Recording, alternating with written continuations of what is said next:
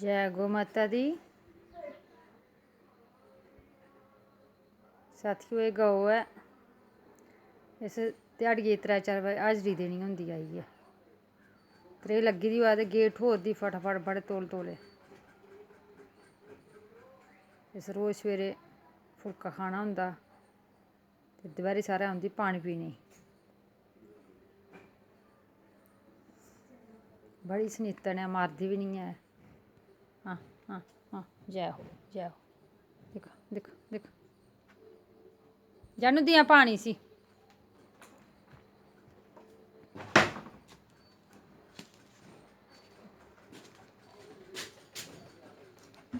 जय हो गौ माता जय हो।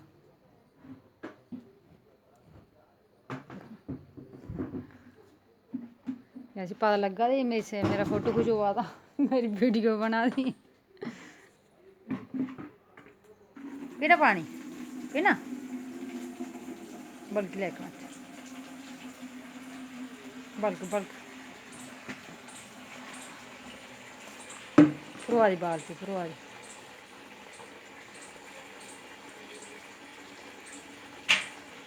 हाँ ना ना ना ना ये नहीं खा ये नहीं ना ये नहीं।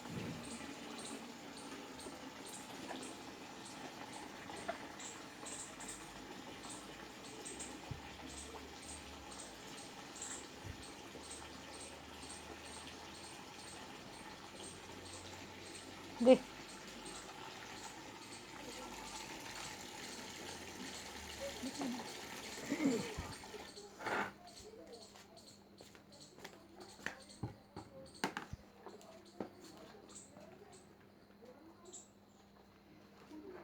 जय गौ माता।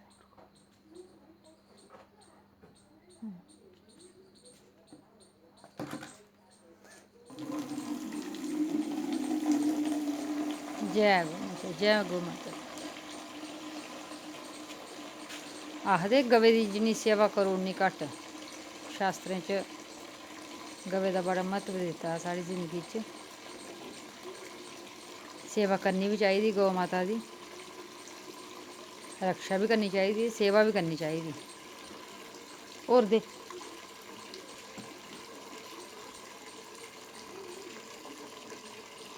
चल बस बड़ा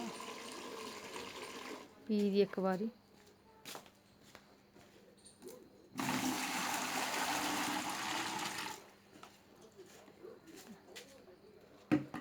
जय गौ माता दी।